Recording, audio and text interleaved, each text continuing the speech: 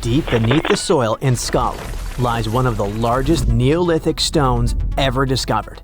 If it had been left above ground, it might have drawn more visitors than Stonehenge. But something strange happened. After excavating it, the archaeologists chose not to display it. Instead, they reburied it for good.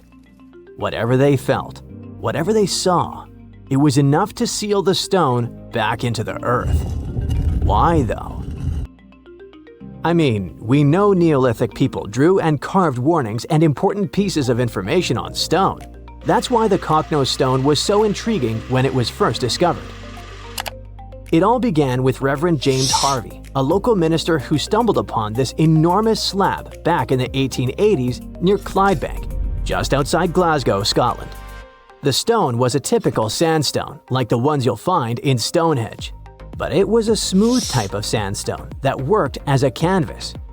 When Harvey found the rock, it was covered in swirling rings, deep grooves, and strange cup-like markings.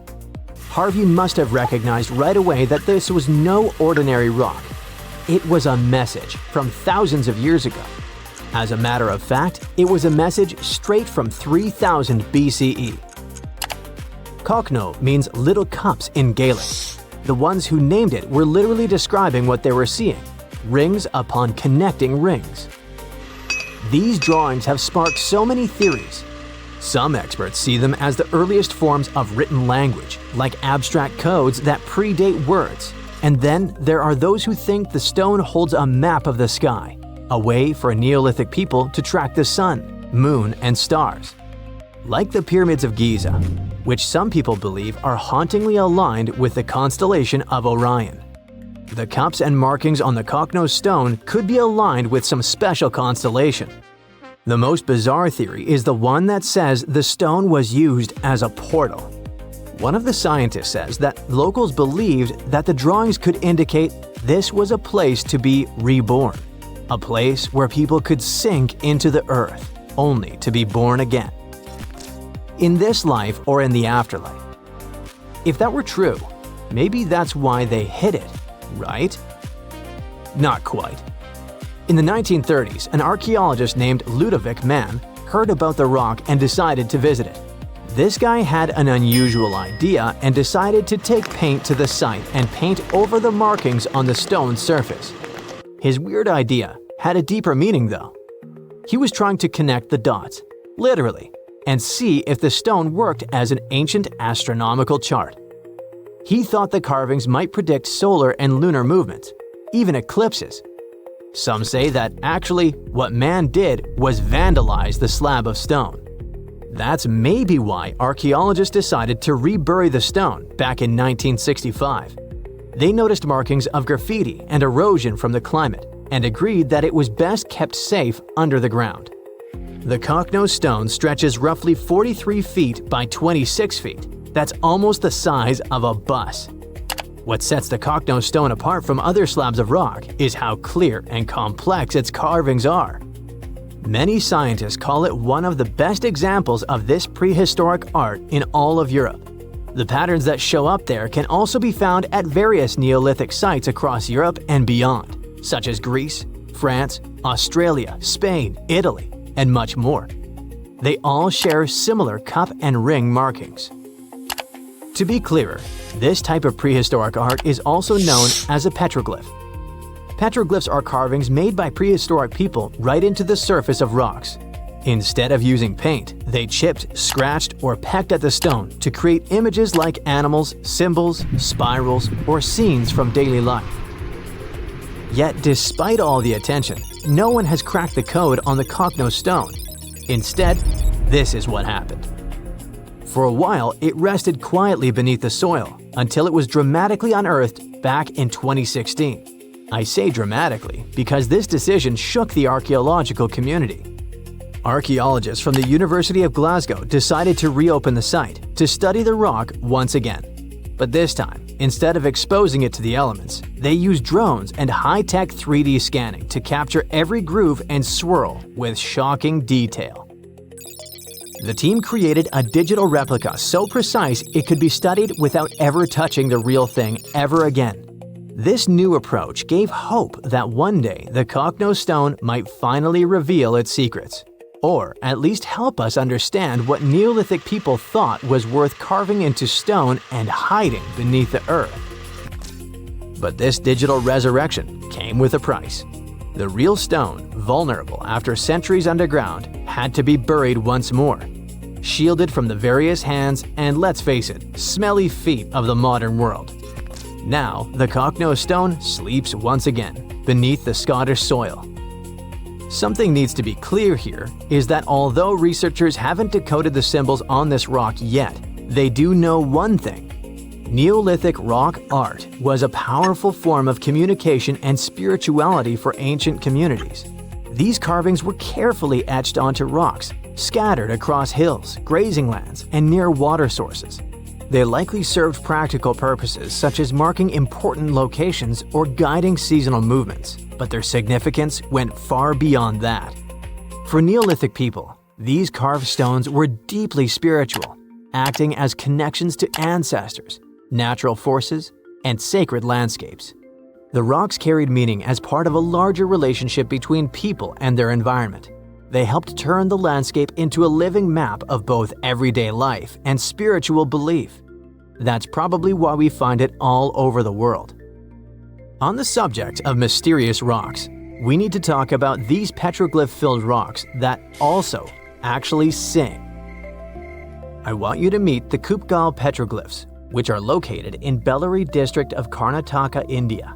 This Neolithic or Stone Age site was first discovered in the late 1800s, lost, and then rediscovered in the early 21st century. These petroglyphs were carved into the dark surface of dolerite rock. Different from the soft and tender sandstone, the dolerite rock is a hard, dark volcanic rock formed from cooled magma. This fascinating rock art focuses mainly on cattle, specifically the long-horned humped variety we still see in the region today. These aren't just random doodles. Some of the cattle are drawn solo, while others appear in scenes facing off against each other, being ridden by human-like figures or surrounded by people with bows and arrows, maybe representing hunting or capture. Beyond cattle and humans, there are a few other animals like elephants, tigers, deer, and some abstract symbols like dots, ladders, or footprints. But there aren't big narrative scenes. The most interesting thing here is that Kupgal, apart from being visually expressive and super important, also sings. Among its most unique features are the so-called rock gongs. These rock gongs are boulders with natural cup-like depressions that ring out like bells when they're struck with smaller stones, often called a hammerstone. What happens is that instead of emitting a dull thud, the rock sings. It's like Earth's own xylophone. This is a real phenomena that can also be found in other parts of the world. These so-called musical rocks emit resonant metallic tones that can be heard for hundreds of feet. Most rocks, when you hit them, don't produce sound because they absorb energy. But certain types of rocks, usually the harder ones, are more dense and at the same time elastic enough to vibrate when they're struck. In many ancient cultures, sound was used for more than mere entertainment. For many cultures, sound was used as a bridge to the divine. So researchers suggest that these gongs might have been used in spiritual ceremonies and gatherings. Recently, scientists made an astonishing discovery that might solve Stonehenge's mystery.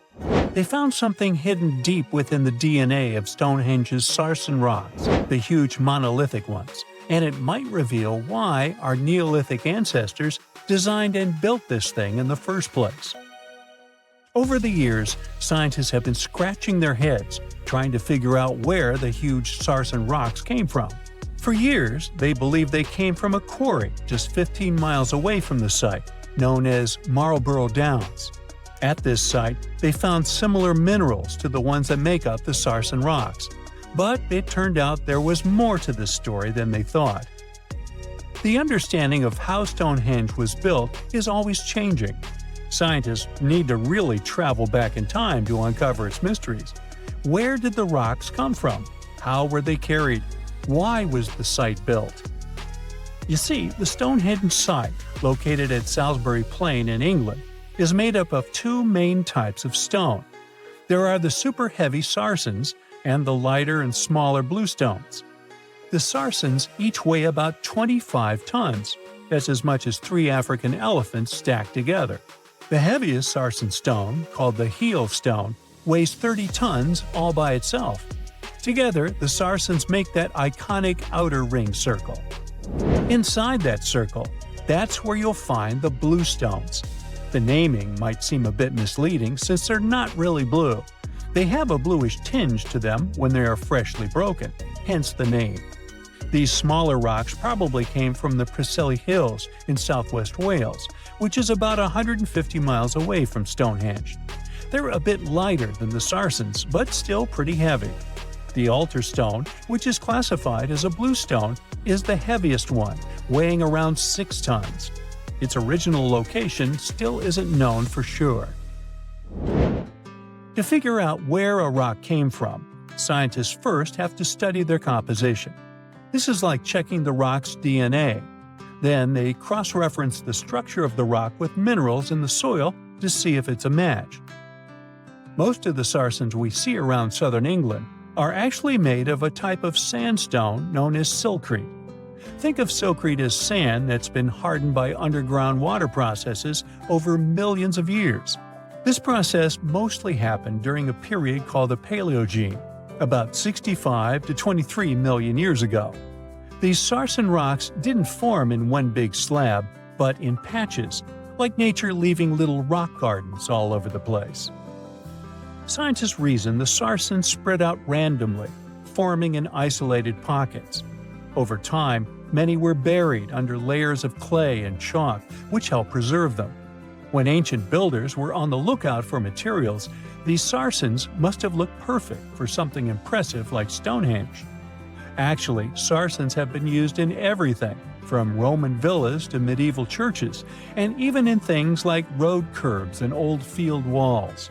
One could say these rocks were the it material for ancient builders, and continue to be popular even into more modern times. This fact made scientists start wondering that maybe not all sarsen stones that were used to build Stonehenge came from the same place. They've identified sarsen sites all over the UK, in places such as Oxfordshire and Kent. After hundreds of years of studying the sarsens, geologists finally had the right type of technology to determine the origin of the stones. Now, I wish I could tell you that it was some undisclosed location very far away from the site. But, as it turned out, the sarsens were originally from Westwoods, the forest near Stonehenge. A new factor came into play when excavations uncovered empty stone holes, showing that at least 6 bluestone pillars were removed from a Preseli Hills site called Wan Main in prehistory. They had a stone circle over there, and it's believed that some of Stonehenge's rocks were recycled rocks from this more ancient circle. If this is true, it might be that Stonehenge is part of a much larger landscape of ancient sites. If this is the case, then Stonehenge is just the cherry on top of a much larger scale project. Think of it as the sacred centerpiece of an entire landscape of monuments, mounds, stone circles, and things. This is why scientists want to find out where the rocks came from so badly. It could lead to why and how Stonehenge was built. Now, Stonehenge didn't just pop up overnight. It was built in several stages over hundreds of years. It's likely that it wasn't a single unified vision, but more like a big community project that evolved over time. With each generation, the builders brought in their own ideas, creating a stone structure that would last for ages. The first stage was around 3100 BCE. That's when people dug out a circular ditch and likely set up some bluestones as sort of a starter ring. Later, they added the sarsens and even topped some of them with horizontal stones to form those famous arches you see today, also known as the trilithons. These ancient builders had some challenges on their hands. How would they move the rocks? There's an old theory known as the ice road, that suggests that the rocks were moved by natural icy pathways that formed during the winter. This way, they could slide the rocks down all the way to Stonehenge. But hey, if we're talking about a distance of over 100 miles, that's not too realistic. Anyways, this theory was debunked because it was warmer back then than it is today. There's also the river theory, which suggests that the rocks were floated along the river from the quarry to the site. But if we're talking about sarsen rocks, they're too heavy to float. So there goes that theory. What we're saying is, no one knows how the rocks were moved. Another interesting science tidbit came from all the research done in Stonehenge. A recent laser survey of the stones revealed the different stone working methods used, and has shown that some of the parts of the monument were more carefully finished than others. In particular, the northeast side and the inner faces of the central trilithons were finely dressed. FYI, a trilithon is one of Stonehenge's most famous shapes. It's when two huge monoliths receive a third one on top of them, connecting the two together. This fancy word is simply Greek for having three stones. But anyways, the bigger question, and the reason Stonehenge is so famous, is why it was built in the first place. Theories are all over the place, and some sound like they're straight out of a sci-fi show. So here's a rundown of the most popular ideas. There's, of course, the solar calendar theory. This one supposes that the stones are aligned with the movements of the sun, especially during the summer and winter solstices. During the summer solstice, the sun rises to the left of the heel stone, that's the lone stone outside the main circle, lighting up the entire monument. Some say it's the ancient version of a calendar, marking the year's longest and shortest days. Some archaeologists think Stonehenge might have been an ancient healing center. Pieces of bluestone have been found chipped away, possibly by people who believed they had healing powers. The theory goes that people traveled from all over to come to Stonehenge in hopes of a cure for whatever was ailing them. There's also some speculation that Stonehenge was the place to be. Think of it as an ancient gathering spot. Some evidence suggests that communities from distant areas traveled to Stonehenge for gatherings, feasts, and ceremonies. Studies of bones found near the site show they came from all over Britain, making it a sort of prehistoric meetup location. Stone Age people were grunting cavemen with spears. True or false? Absolutely false. They were gathering around and forming real culture as far as we've discovered. In Turkey, scientists uncovered a 12,000-year-old mystery that's revising history. It's a sophisticated cosmic calendar made out of giant stone temples that may actually be a warning from the stars. We're talking about Göbekli Tepe. This prehistorical site predates even Stonehenge, our classical stone ring circle, by 6,000 years. And it upends why we think Stone Age civilizations emerged and thrived. Here's how this discovery could change our collective history. Around 10,850 BCE, a massive comet, or better yet, a bunch of comet fragments, smashed into Earth. The skies darkened, the temperature dropped, big animals vanished, and it kicked off a mini ice age that lasted over 1,200 years. What's now a place called Göbekli Tepe was home to a group of humans who survived this entire chaotic event. After it happened, they started paying close attention to the sky. As a way of trying to control time a little bit more, they tracked the movements of the sun, the moon, the planets, and comets. This in turn led them to build a huge lunisolar calendar, the first one in the world. Now, if you were to tour around this classic Stone Age monument, you'd see that not all the stone pillars are blank. Some of them have carvings, like this main one with a bunch of V's on it. Turns out there are 365 V's, which scientists believe represent the days of the solar year. One of them, a V hanging on a bird's neck, is thought to mark a solar eclipse. Other pillars have dangerous animals carved on them, like foxes, lions, scorpions, vultures, twisting and crawling up the sides. Unlike typical Stone Age carvings, these weren't of edible animals like deer or sheep. One of the theories is that these drawings were symbolic. Some archaeologists believe they reflect the fears and chaos this civilization had lived through, a kind of collective attempt to make sense of a terrifying and unpredictable world. Archaeologist Danielle Stordur has highlighted the images of vultures, saying they represent the people who passed away. In some ancient cultures, vultures were believed to carry the souls of the deceased into another realm. She's seen similar symbols in ancient sites nearby. To understand why this all makes sense, we need to dig deeper into the real purpose of this site. Göbekli Tepe was discovered in 1994 by German archaeologist Klaus Schmidt, who realized that the hill in southeastern Turkey wasn't just another Neolithic mound. Underneath it, his team uncovered massive stone circles supported by pillars weighing up to 20 tons. Radiocarbon dating puts the site at around 12,000 years old, making it the oldest known ceremonial structure ever built. I mean, it predates the Egyptian pyramids by over 7,000 years. This discovery shocked the archaeological world. At the end of the Ice Age, humans were supposed to be nomadic, surviving off wild plants and animals, not building sacred complexes with symbolic art, and giving birth to what we now classify as civilization. We usually think civilization starts with farming, then villages, then crops. But this site suggests something more surprising. Early humans may have come together not to grow food, but to worship. Schmidt found no signs of homes, hearths, or permanent settlement, just stuff used for rituals and gatherings. This has led researchers to believe that spirituality and communal rituals came first and that farming followed.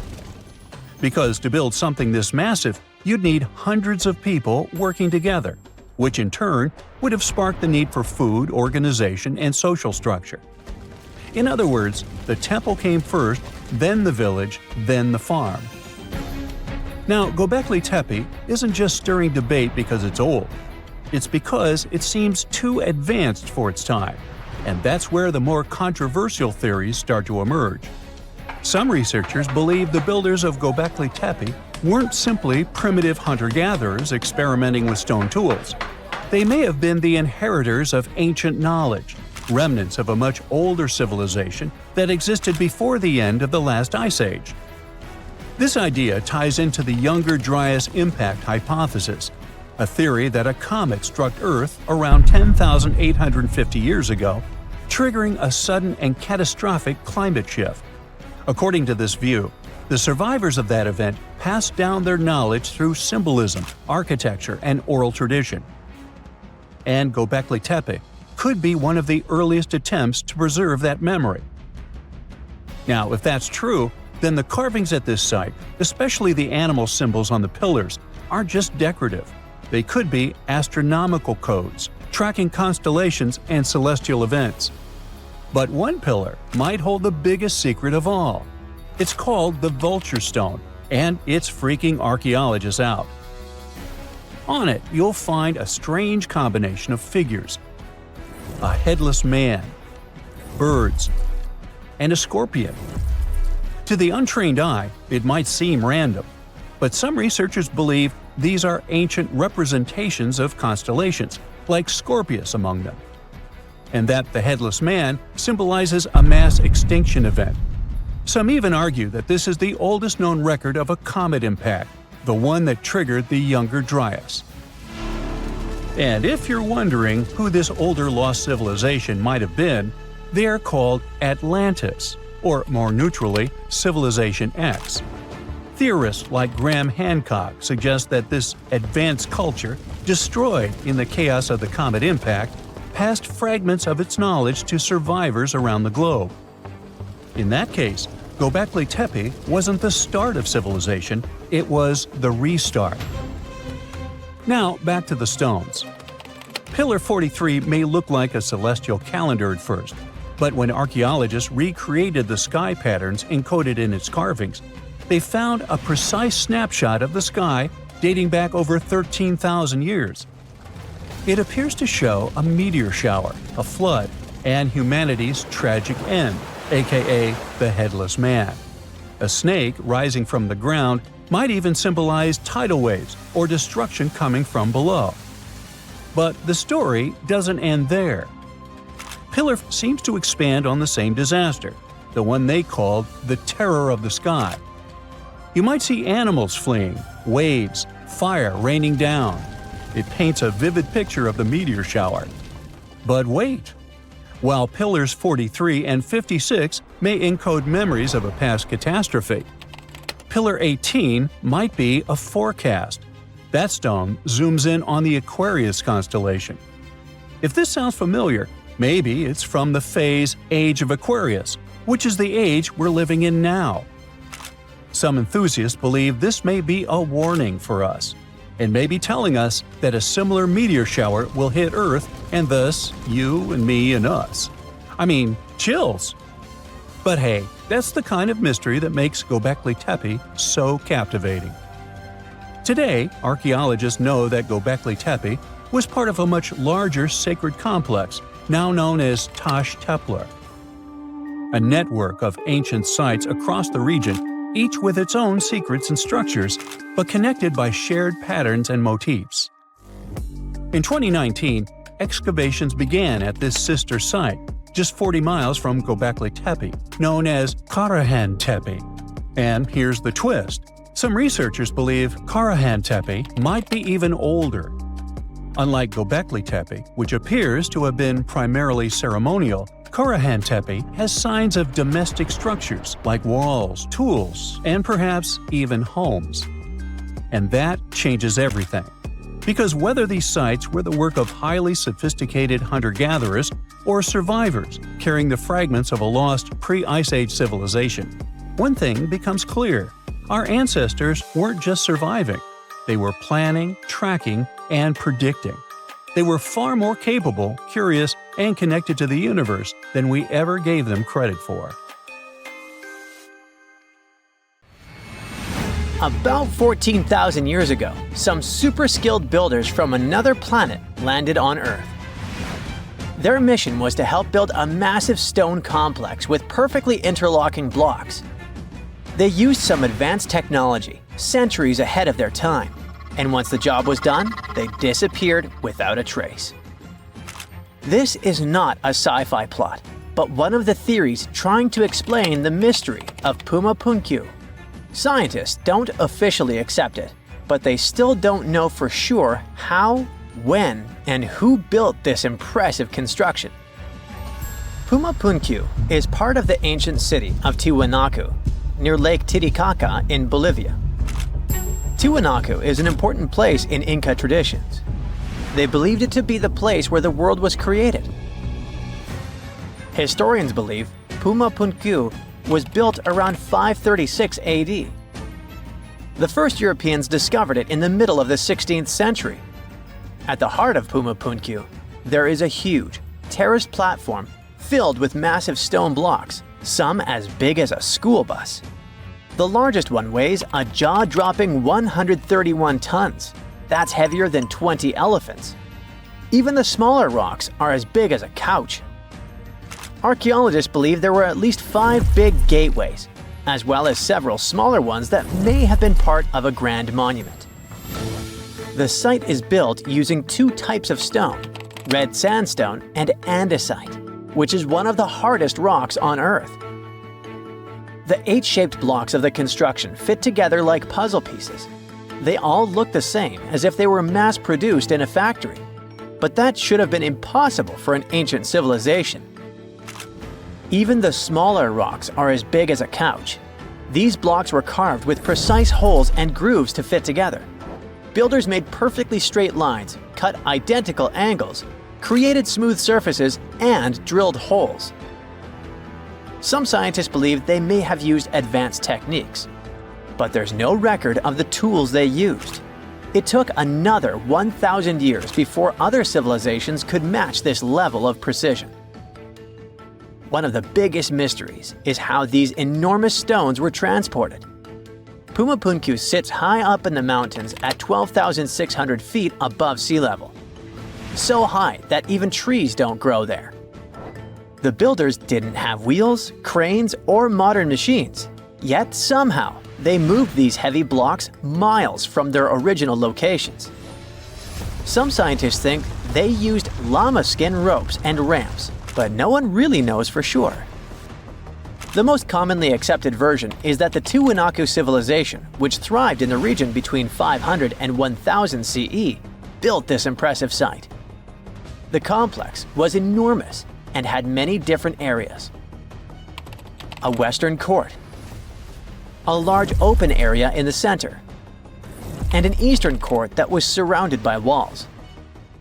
Long ago, it must have been incredibly beautiful, with polished metal plaques shimmering in the sunlight, brightly colored fabrics and ceramics decorating the buildings, and people in elaborate costumes walking through the plaza. But something doesn't add up here, as the Tiwanaku people never wrote down how they built Pumapunku. They would have probably left some clues if they had accomplished something like this. Plus, the Tiwanaku people didn't have the high-tech equipment needed to carve and move giant stone blocks with perfect precision. The architectural historians who first studied the place professionally concluded that a hammerstone couldn't have done such a fine job.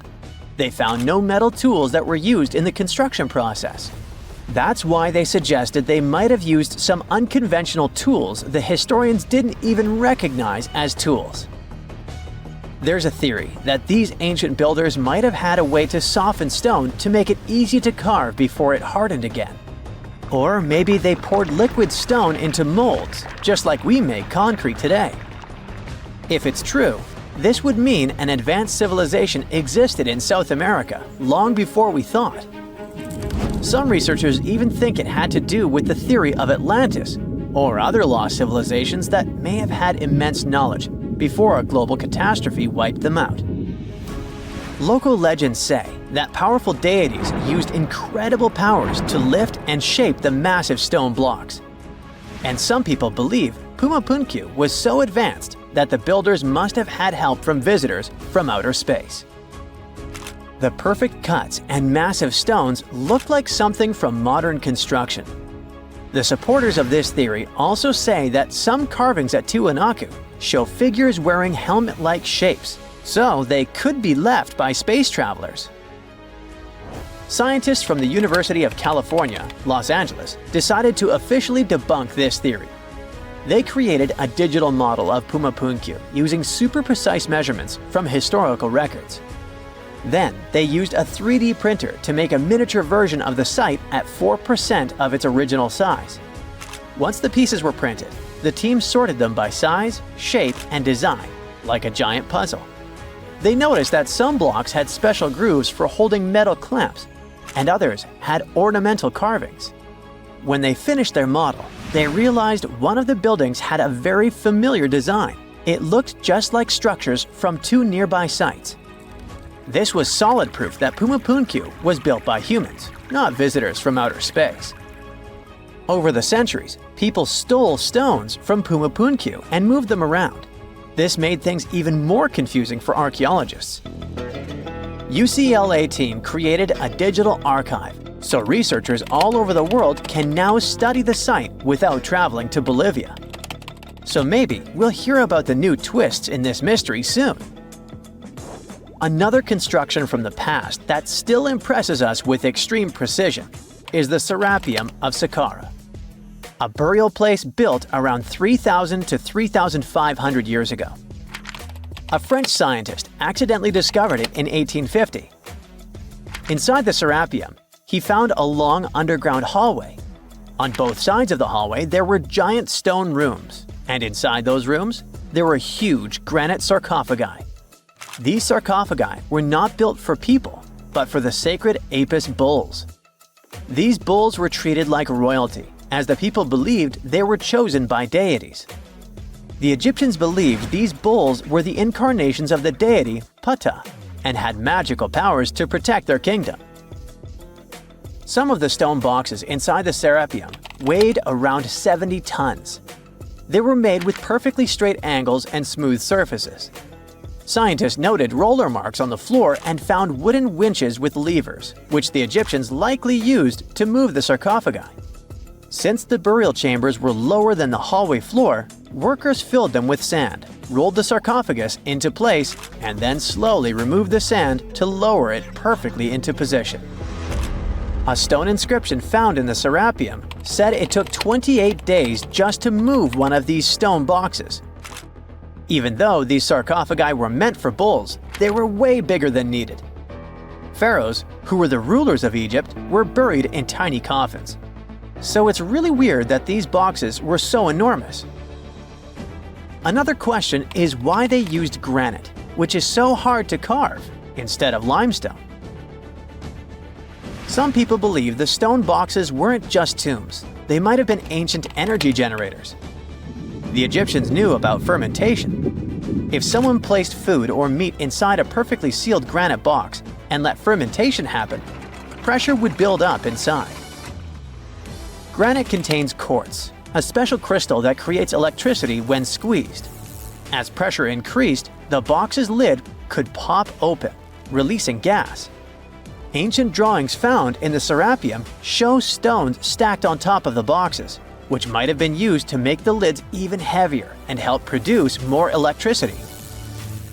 Thousands of years later, when explorers opened these boxes, they only found bull bones, maybe because all the organic material had disappeared over time.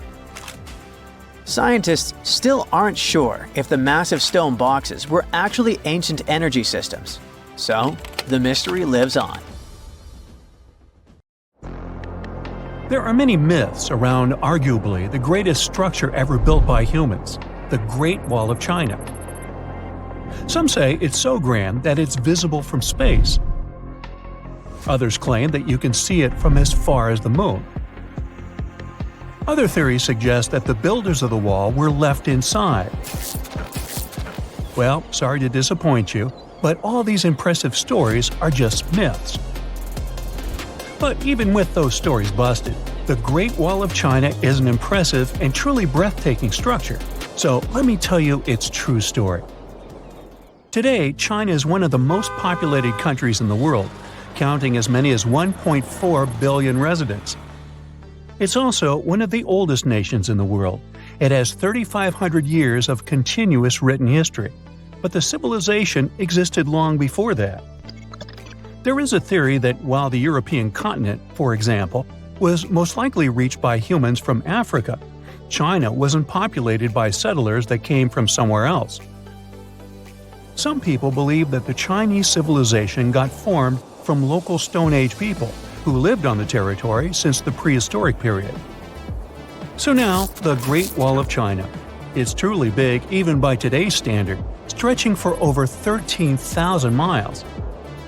To imagine it better, it's almost 5 times the distance between New York and Los Angeles. Or even a bit greater than the distance between the North and South Poles. Even in modern times, people have never built anything close to this big. Of course, it didn't take a day to build the Great Wall of China. 2? Keep going. In fact, the wall was being built for centuries. Maybe you know that ancient cities had walls around them to protect themselves from invaders. Yes, Chinese cities had them too. The first Chinese emperor united the country in 220 BCE and got a brilliant but very ambitious idea to turn all city walls into one big wall that would defend the country's border against attacks from the north. A trusted general directed the construction, enrolling a big group of workers, soldiers, commoners, and convicts. Back then, the wall was built of rammed earth and wood. In some places that were strategically important, the sections of the wall overlapped to provide maximum security. The walls were around 26 feet high on average. But the Great Wall didn't yet look like the construction we know today. Every next emperor would pick up the Big Wall project, strengthening and extending it, repairing, but also modernizing construction techniques. Some used bricks to build it. Others moved on to granite and marble blocks. Watchtowers and platforms weren't there from the beginning as well. They were added by Ming emperors. The watchtowers made it possible to communicate with other parts of the wall through smoke and fire messages. So the wall is quite inconsistent in terms of material, but it only adds more charm to the construction and shows how much effort and time it took. The reasons why some parts of the wall have been standing for centuries and are still in good condition is glutinous rice flour. Turns out, this sticky rice mortar is almost like cement. It's very strong and waterproof, sealing the bricks so tightly together that even sneaky weeds can't grow between them. You may also notice that some bricks have writings carved on them. They were left by the workers who were building the wall. The purpose of those writings is quality assurance. They contain such information as location, quantity, and responsible officials. So, in the case of some problems with the quality of materials or constructions, it would be known who should be held accountable for it. Recently, a research group has looked through official historical documents of the Ming Dynasty that ruled China from the 14th to the 17th centuries. They came across records of secret doors in the Great Wall, so they decided to find them. They used a flying robot to capture continuous centimeter resolution photos of the wall. They photographed 90% of the wall that was built during the Ming Dynasty and discovered the remains of over 220 secret doors along the wall. Some of them have a specific width and height that allows only one person to go through. Others are large enough to allow 2 horses to pass at the same time.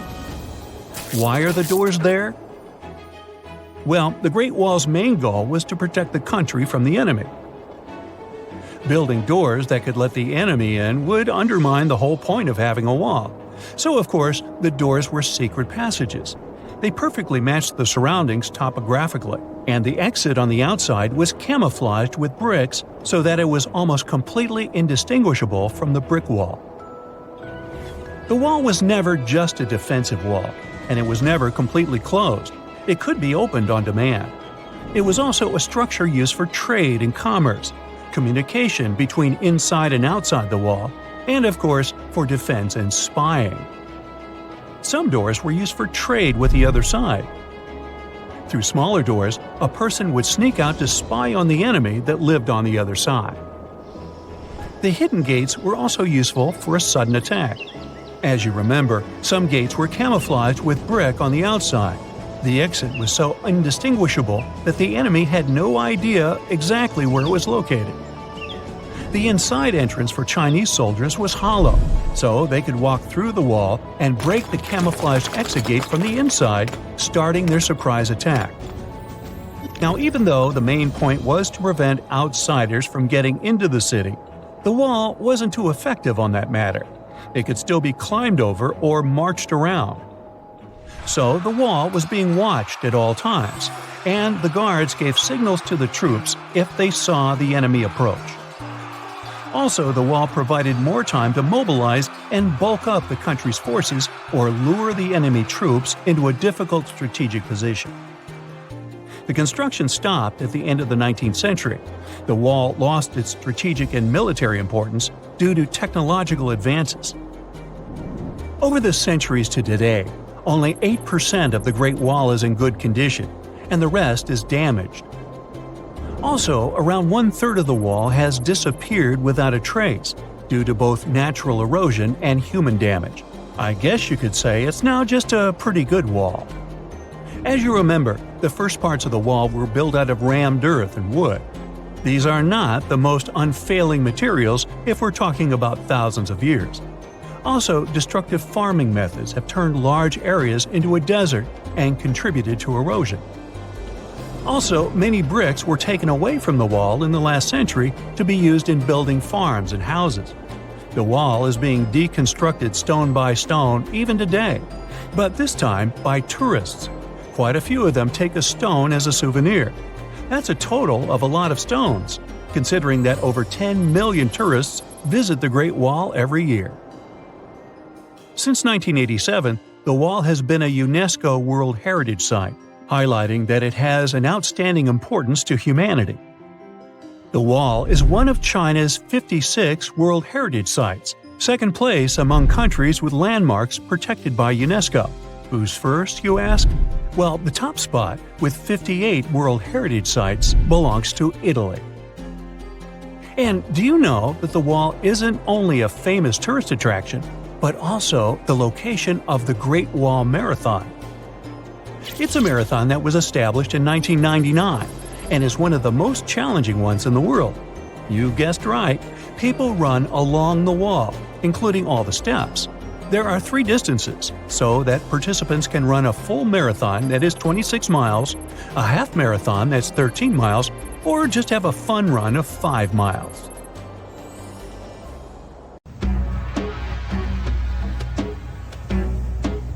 This is not a dune set. This is a very real desert in Niger. Jado was probably built by the nomadic Sao people and is filled with ksars, which are fortified houses made of salt and clay, with giant walls and secret passages. Located deep in the desert, it was once a vital stop for trans-Saharan caravans, but is now a hotspot for smugglers and bandits. The site has been off-limits since 2002 due to its dangers. The origin of the ksars remain a mystery. No archaeological studies have been conducted, leaving many questions unanswered. Even today, shifting sands reveal and conceal parts of these ancient ruins, fueling local speculation about what might still be hidden beneath the desert. Speaking of connective tunnels, scientists were blown away by the discovery of lava tubes in Saudi Arabia. These underground passages form when molten lava cools down. Researchers believe that ancient nomadic groups may have utilized these tunnels to survive the super harsh desert climates. While excavating the tunnels, archaeologists uncovered artifacts, rock art, and skeletal remains. The art and animal bones show that the people who used the tunnels were probably sheep and goat herders. They're still piecing together whether these groups lived in the tunnels for extended periods or just used them as temporary shelters. The Great Pyramid of Giza has been standing for thousands of years, but it's still hiding secrets. Using special scanning technology, scientists found 2 hidden structures under an ancient burial ground. The first is a shallow L-shaped structure, and below it is a much larger space that could be a final resting place or a chamber. The smaller structure was filled with sand on purpose, while the deeper one might be an empty chamber. Experts believe the 2 are connected, possibly as an entrance leading to a secret chamber. This is big news because it might give us some more insight into who built the pyramids and why. The world is full of ancient writing, but some messages refuse to give up their secrets, like the mystery of the Bashplemi tablet. This unusual stone, pulled from a lake in Georgia, is covered in symbols no one can read. Even with modern technology, experts are completely stumped. The tablet is about the size of a book, with 60 symbols carefully carved into its surface, but 39 of them don't match any known language. Some resemble scripts from ancient civilizations in the Middle East, India, and Egypt, but none are an exact match. To make things even trickier, part of the tablet is broken off, meaning a piece of the puzzle is missing forever. To rule out a hoax, scientists studied the tablet closely. They confirmed it's made of vesicular basalt, an extremely tough local rock. Whoever carved these symbols must have been really skilled. Based on similar archaeological finds, experts believe the tablet could date back thousands of years, possibly to the late Bronze or early Iron Age. Some symbols repeat, which could mean they're numbers. Maybe it's an inventory list, a record of battles, or even an offering to the deities. Until someone cracks the code, the Bashplemi tablet remains an unsolved mystery from the depths of history. Experts are still stumped with what this Minoan disc might mean. The Phaistos disc is one of the most mysterious finds from the Minoan civilization. This 6-inch clay object, discovered in 1908, has strange spiral markings that no one has fully decoded yet. The disc has 241 symbols on both sides, showing everything from people and animals to tools and plants. Experts have come up with many theories about what the symbols mean. Some think it's an early form of Greek. Others suggest it's a prayer or a hymn. And some even believe it could be a letter from a king in Anatolia to a Greek ruler. Let's see who will be the first to figure this out. It's always a fun day at an archaeologist's office when they find something as big as a 2,000-year-old marble head. A French archaeologist mission went digging inside an old medieval house near Alexandria in Egypt and found a statue's head depicting an old, possibly ill man. This statue dates from the last Egyptian dynasty before it became part of the Roman Empire, and the site where it was found is associated with the likes of Cleopatra and Mark Antony. For archaeologists, even the smallest finds at this site means a lot. You've heard of Lucy, right? The Australopithecus that was an early ancestor for us humans. Well, scientists found some of her species' footprints somewhere in Tanzania. The so-called Laetoli footprints are over 3 million years old. The trail stretched 88 feet and has about 70 footprints, left behind when a bunch of early humans walked across some wet volcanic ash. What's cool is that these early humans were already walking on 2 feet, like us, not all hunched over like apes. The close spacing of the prints shows they probably had short legs and a shorter stride than we do today. In an ancient Egyptian temple, archaeologists uncovered a shrine unlike any other. A place dedicated to falcons and 2 mysterious deities. One deity had a falcon's head, while the other wore a crown with a sun disk and cow horns. But the most baffling discovery was an inscription that read, "It is improper to boil a head in here." At the heart of the shrine, there are 15 headless falcons carefully arranged on a pedestal, likely as offerings to the falcon-headed deity. One theory suggests the birds were boiled first, perhaps to pluck their feathers, before being placed in the shrine, following the strange rule carved into stone. Archaeologists also found a 13-inch iron harpoon nearby.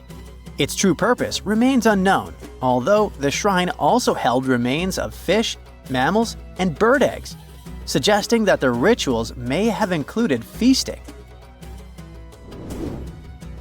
And speaking of ancient Egypt, meet Hathor. Scientists named her after the ancient Egyptian deity of motherhood, music, and singing. This wooden statue, housed at the Metropolitan Museum of Art, was thought to be just a beautiful artifact, until a surprising secret was uncovered. Using an X-ray machine, experts found a mechanical operating system inside it, with pulleys and axles connecting her shoulder to her left leg. When activated, the system made her hand raise and lower, an engineering marvel from over 3,000 years ago. The statue was created during Egypt's Middle Kingdom, around 1800 BCE, and is often compared to 19th century automata due to its advanced design. It's believed the statue was used in religious ceremonies, symbolizing Hathor's role in dance and music. An unexpected discovery happened in northern Kuwait, where a Kuwaiti-Polish team uncovered a mysterious 7,500-year-old statue. The statue features an elongated skull, no mouth, narrow eyes, and a flattened nose. This feature is thought to be an Ophidian figurine, named after the Greek word for snake, and it was likely made by the Ubaid culture, a civilization known for their pottery skills. While no one knows exactly what role this weird statue played, it might have been linked to rituals or symbolic practices. Some scientists think these figurines, found in homes or final resting places, were tied to important cultural beliefs. We couldn't mention unresolved mysteries of this world without speaking about these elongated skulls. In the deserts of Peru, researchers uncovered 5 ancient skeletons, 2 with unnaturally elongated skulls.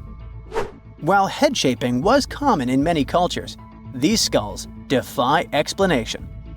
Local legends tell tales of the so-called gentiles, a mysterious race banished underground by the powerful deities. Some say this is what the skulls represent. Others think This is some type of genetic anomaly, which was confirmed after finding an infant skull, too large to be artificially shaped.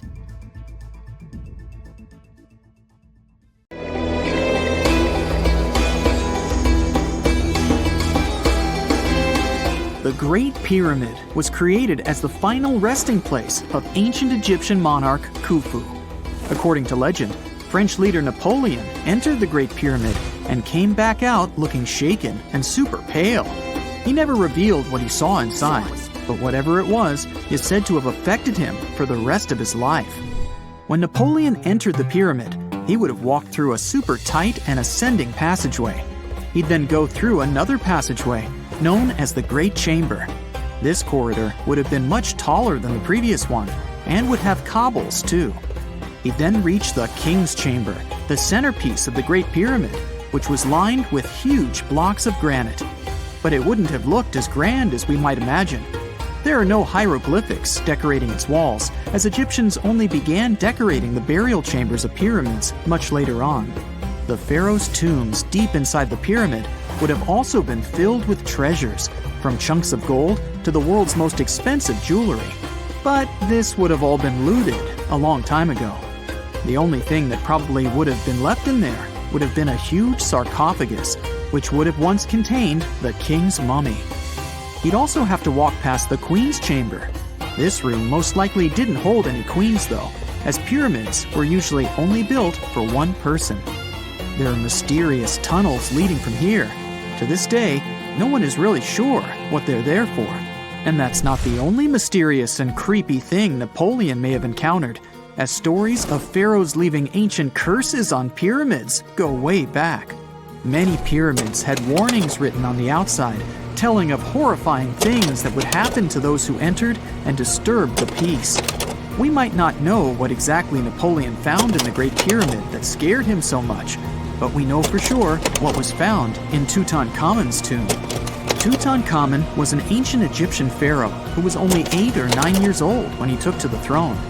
He became a cultural phenomenon when his tomb was discovered almost completely intact in 1922. His pyramid sits in the Valley of Kings in Thebes, modern Luxor, which is in Egypt. Unlike the Great Pyramid, Tutankhamun's tomb was covered in beautiful wall decorations.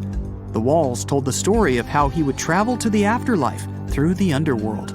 Egyptians believed all people would have to take this journey, so they would fill their tombs with objects and paintings to help them get there. There'd also be spells painted on the walls. They believed this would help people pass over to the next realm. The journey would be pretty long, and for that reason, the ancient Egyptians would also fill the pyramids with food. Tutankhamun's pyramid was filled with 8 fruit baskets. They even found something called gingerbread fruit in there. The rooms were jam-packed with furniture, statues, clothes, and staffs, amongst a whole bunch of other things. You'd likely find a lot of clothes and expensive jewelry in the pyramids as well. The ancient Egyptians wanted their ancestors to travel in style to the afterlife. They put Tutankhamun in his final resting place with over 50 pieces of clothing, all of the highest quality. There were tunics, scarves, gloves, and headdresses, and a ton of jewelry. Bracelets, pendants, necklaces, rings, and scarabs for protection were all found inside. Each of them was made of gold or precious stones. There were also fans made of ostrich feathers to keep the old pharaoh cool in the hot Egyptian sun. But the temperature inside the pyramids never actually went above 68 degrees Fahrenheit. The ancient Egyptians developed a super cool air conditioning system that we don't fully understand even today. Tutankhamun's pyramid also contained 130 walking sticks made from ebony, ivory, silver, and gold to help him on his journey.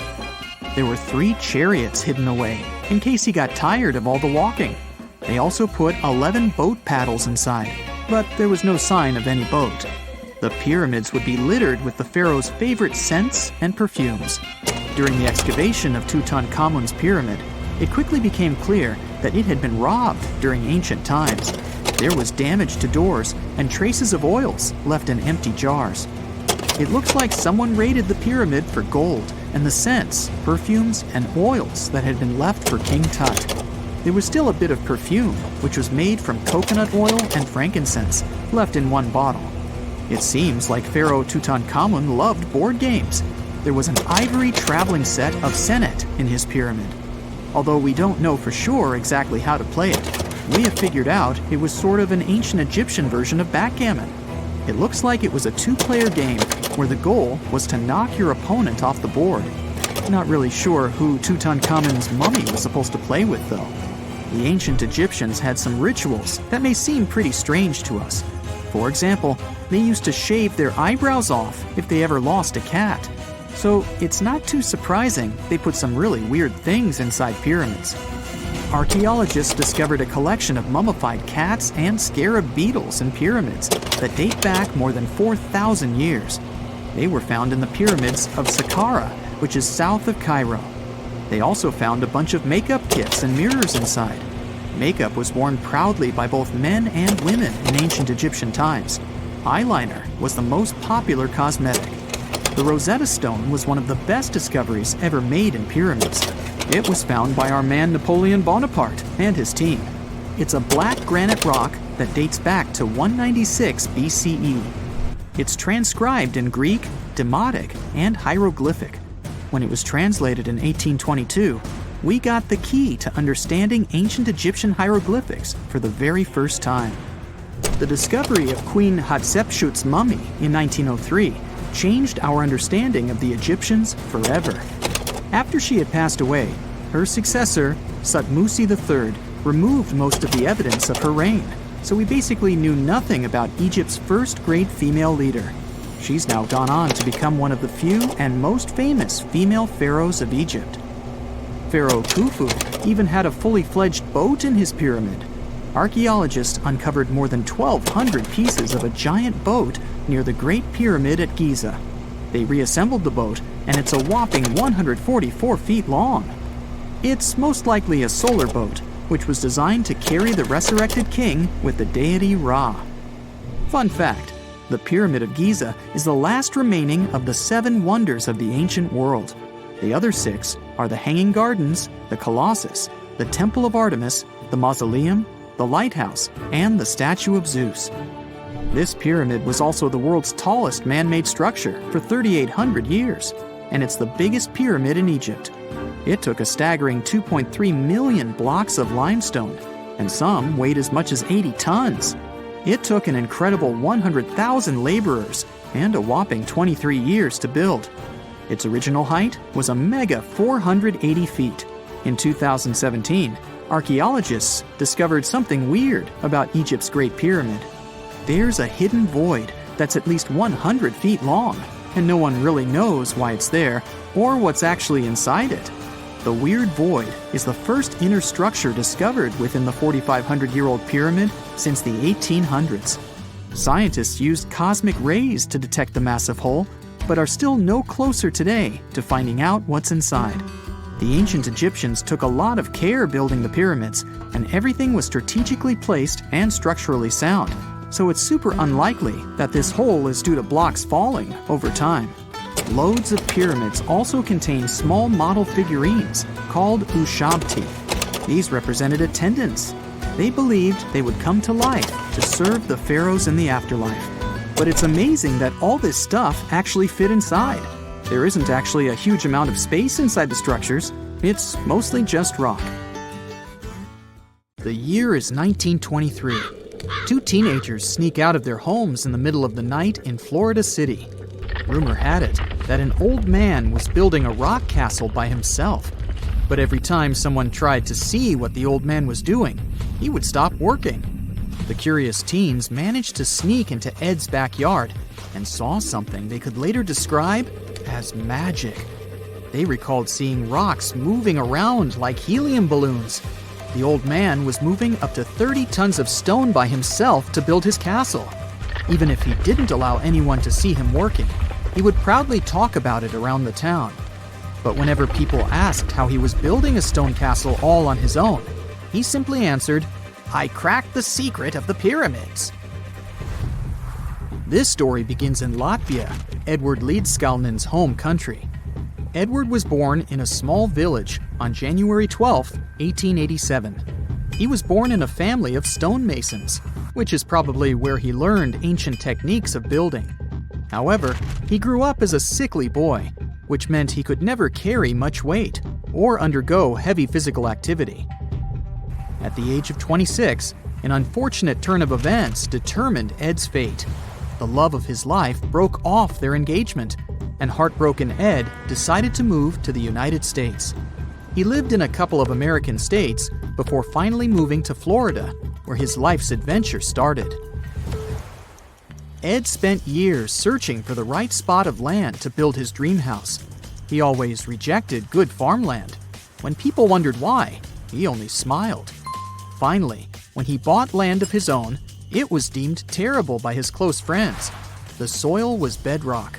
He could neither plow nor farm it, but it seemed perfect for what he was seeking to build. Ed's close friends would often describe him as eccentric. When asked why he wanted to build a house, he would only say, "It's for my sweet 16. Someday she's coming back." Then, he changed the topic of the conversation.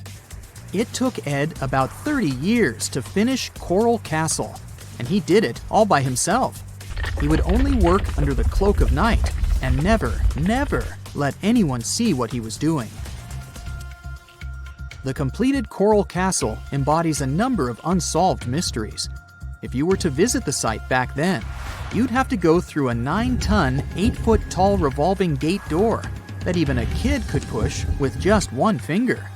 Ed was so proud of this door that he originally named the site Rock Gate Park.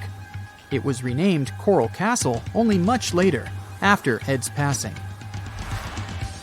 Once inside, visitors would access the incredible wonders of Ed's constructions: towers, mystic symbols, furniture, and swing sets, all made entirely of monolithic blocks of stone. The stones are set on top of each other, using only their weight to keep them together. And believe it or not, the entire park gathers around 1,100 tons of stone. Today, if you visit Ed's living quarters, you'll even see the simple instruments he used to construct all of this: chisels, hammers, ropes, and pulleys. The type of work he did is difficult even with modern-day equipment, let alone without it. Coral Castle's main mystery lies in how Ed managed to do it. The only photograph of Ed Leedskalnin at work shows a simple leverage structure of a chain hoist attached to a wooden tripod. The tripod was made of old telephone poles with a small wooden box on top. What was in the box is, of course, a mystery. Unfortunately, he took his secrets with him, not sharing the truth of his work with anyone else. Yet, not all is lost, as there are many theories and speculation surrounding what could have happened there. One theory says that there is a harmonic grid inside the Earth's surface, something that would create anti-gravity spots around the globe. It's believed that Coral Castle was built in such a spot. This could explain why it took Ed so long to find land that pleased him. Maybe what he was looking for was a place that allowed him to experiment with anti-gravity forces. Yet, whenever Ed talked about his work, he would say he understood the laws of weight and leverage, and, sure thing, that he had cracked the secret of the pyramid builders. And what secret is that, you might ask? According to Ed himself, it has to do with magnetism. He even published a pamphlet called Magnetic Current. There, he explains that every object has magnetic particles inside of them. A person just needs to understand where they are located inside such objects. This way, objects can be lifted and moved around without much effort, just like moving something heavy underwater. Researchers say that if we assume Ed Leedskalnin and the pyramid builders used the same technique, then it would only have taken 4,700 workers to build the Great Pyramid of Giza, instead of the 20,000 to 100,000 that is currently estimated. But this story just keeps on getting more and more mysterious. In the late 1920s, Ed was finishing the construction of Coral Castle in Florida City. Rumors about his work had spread around town. People said Ed was hiding a stash of money somewhere in his living quarters. One night, a group of men waited until Ed was alone and broke into the castle to rob him. They couldn't find the money and, luckily, didn't harm Ed. But in the following days, he decided that it was best he moved out of that land. Of course, he took more than his toothbrush along with him. Ed decided to move the entire coral castle to another land 10 kilometers away from where he had built the park. Legend says he hired a truck driver and asked him to swear secrecy about what Ed intended to do. He asked the driver to look away while Ed loaded the truck by himself, moving all of the rocks without any help. With the truck loaded, Ed and his castle moved to Homestead, Florida, where the park is located until this day. In 1986, a group of engineers from Florida University was called to try to fix the park's gate entrance, the 9-ton revolving door that Ed was so proud of. They arrived with plenty of modern-day equipment, including a 20-ton crane. When the engineers took the door down, they noticed that Ed had used a strange circular stone at the bottom of the revolving door. The engineers couldn't understand how this frisbee-sized rock could withstand 9 tons of weight without breaking into pieces. They sent the rock to the geology department at the University of Florida, but the geologists simply returned the rock, saying they couldn't find a match of this rock in their databases. They couldn't determine its origin. The engineers put the 9-ton gate back into place, trying to use other techniques. At first, it didn't work without the base rock Ed had originally used. So, they had to cut the gate rock to make it work as a revolving door once again, proving that modern-day technology couldn't replicate what Ed had done single-handedly. Fast forward to 2011, and another man claimed to have cracked the code of the pyramid builders and Ed Leedskalnin himself. Wally Wallington, a retired construction worker from Lapeer County, Michigan, has managed to build using similar techniques to those used by Ed. Wallington is known for having built his personal Stonehenge in Michigan. He is said to have used simple machines, such as levers and counterweights, moving around multi-thousand-pound concrete blocks. Unlike Ed, Wallington has shared his techniques with the public. Multiple videos are showing the clever engineering he built from very simple materials. It sure is impressive. The man has moved his entire barn into another property just with the help of simple tools. However, there is no way to prove that these were the same techniques used to build Coral Castle. To this day, the secrets of Coral Castle haven't been unraveled. But hey, we can always keep trying to solve it.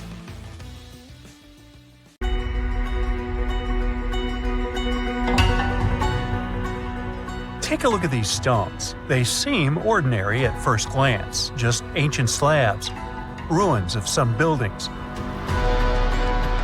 However, unlike many other archaeological finds, this one is among the most mysterious and unique. Here's why. These stones are the remains of a large temple complex called Puma Punku, located in Bolivia. Scientists aren't certain, but it's likely that Puma Punku was built by the Tiahuanaco Empire, which existed between 300 and 1000 CE, before the Inca Empire. There is no information suggesting that this civilization had advanced building technologies. Moreover, they might not have even had a writing system. Every stone was carved and polished with astonishing precision. They fit together perfectly, like pieces of a puzzle. The craft is so refined that not even a razor blade can pass between the stones. Quite impressive for people who lived around 1500 years ago. And these stones are heavy. The largest ones weighed around 130 tons. So, how did the builders transport such weight from one place to another? Scientists suggest that this civilization did not know about the invention of the wheel. So, how did they manage to build such a perfect engineering structure? Did Tiahuanaco have the knowledge and tools for stonework? Or did someone else build Puma Punku? There are several theories about this. Theory 1. There was some advanced civilization that came to South America, interacted with Tiahuanaco, built this engineering marvel, and then left. Theory 2. Some beings from another planet came to Earth, showed humans how to build perfect structures, and created Puma Punku. This theory is dubious. Another idea from this series suggests that Puma Punku was built by mythological creatures from the South American culture at that time. Theory 3, the most likely one. There is no mystery here. Tiwanaku was indeed an advanced civilization with incredible building technologies. So, what do you think?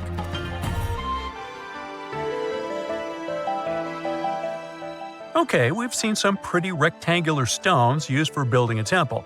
How about perfectly round stones for studying the starry sky? Or for some other purpose, it doesn't matter. So, welcome to Costa Rica. In the south of this country lies the so-called decaspheres. These are large, heavy, round stones created in the pre-Columbian era, around 600 CE. Now, each stone is made from a unique type of rock formed from cooled magma.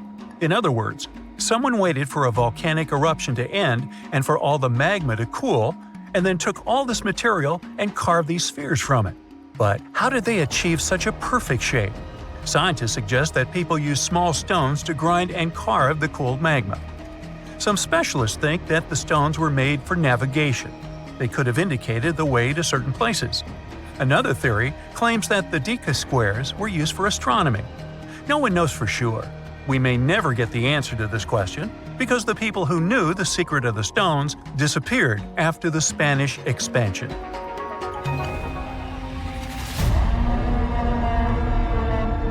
So, let's continue our journey. See these cobblestones? Archaeologists still don't know why they're arranged along a long stretch of desert crossing Jordan and Israel. These strange stones form a chain of lines 40 miles long and have been here since around 300 BCE. Because they were discovered by pilots during flights about 100 years ago, some call these stones kites. One of the more popular theories suggests that people placed these structures here to lure animals into a pit where they could be caught. Apparently, ancient hunters knew the behavior of local fauna well, and were sure the animals would somehow walk along these stones, ending up in an open area with a pit where hunters could easily do their work.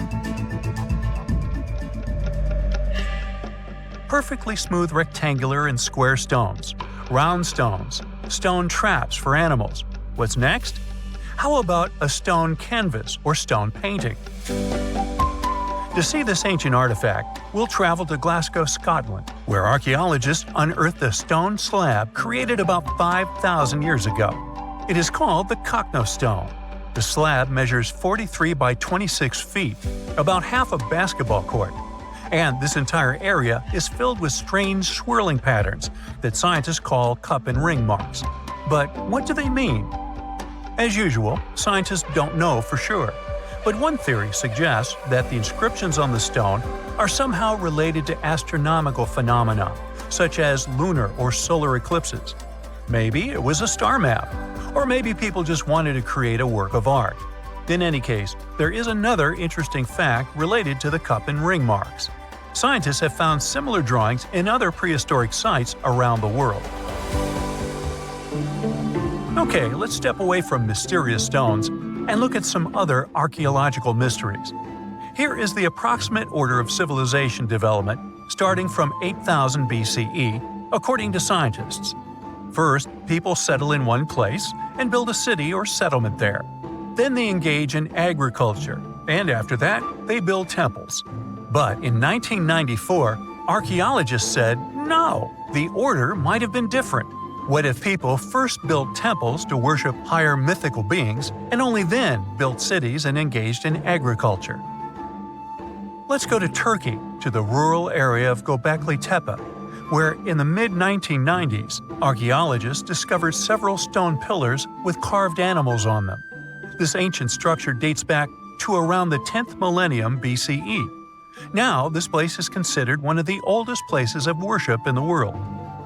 Most likely, it was built by semi-nomadic hunters who knew nothing about agriculture because it appeared in this region 5 centuries later. Now, scientists are wondering, is it true that such structures led to the settlement of the area? The answer to this question may help understand the mindset and development of humanity in many parts of our planet. So, would you like a scroll with the location of a treasure marked on it? You could say you already have one. Check it out yourself. Just Google the Copper Scroll Treasure. Download a high-resolution photo of the scroll and follow the instructions. Oops. The instructions are written in an incomprehensible language. Scientists have been trying to decipher this message since the scroll was discovered in 1952 in Qumran, and the answer is still not found. According to one theory, the scroll contains information about a large amount of silver and gold. But even if the treasure does not exist, this artifact is still quite interesting to study. It was created around 2,000 years ago, during the time when the Roman Empire ruled over the settlement of Qumran. Perhaps the local residents hid their valuables from the Roman legionnaires and left such a map for their descendants. When you approach this archaeological wonder, you won't notice anything. But if you rise into the air and look down at the ground, you'll see amazing patterns created by the people of the Nazca culture. This discovery is called the Nazca Lines. Pilots and passengers of commercial aircraft first noticed them in the 1920s and 30s during flights over Peru. These large drawings consist of geometric lines, complex images of animals, and whimsical figures. More than 2,000 years ago, people removed part of the surface soil of this land and created these patterns. But why? The Nazca Lines continue to captivate researchers and enthusiasts alike. Recent technological advancements, such as drone imagery and satellite mapping, have provided new insights into these enigmatic formations. Some researchers are now exploring the possibility that the lines serve multiple purposes, including communication with someone not from our world. And to some extent, this is true. Some scientists believe that the Nazca Lines were a ritual method for communicating with the deities of the Nazca civilization. Studying these archaeological wonders not only enriches our knowledge of the past, but also inspires us to appreciate the ingenuity and creativity of the human spirit. Secant, cosine, tangent, sine, 3.14159. Yeah, that was the cheer we heard coming from the trigonometry club back in the day. For the rest of us in math class, terms such as sine, tangent, and pi were just bewildering. Who invented these and why? Was their only purpose to make it harder for students? Well, not quite. Trigonometry was invented by the ancient Egyptians. They needed this knowledge to construct pyramids, and they did a pretty good job too. The Great Pyramid in Giza still stands today, some 4,500 years after it was built. No recalls either. So let's get out of that classroom and on a journey through time to reveal the secrets behind the ancient Egyptians' precision. Here you are, standing on the Great Pyramid's construction site, some 9 miles from Cairo.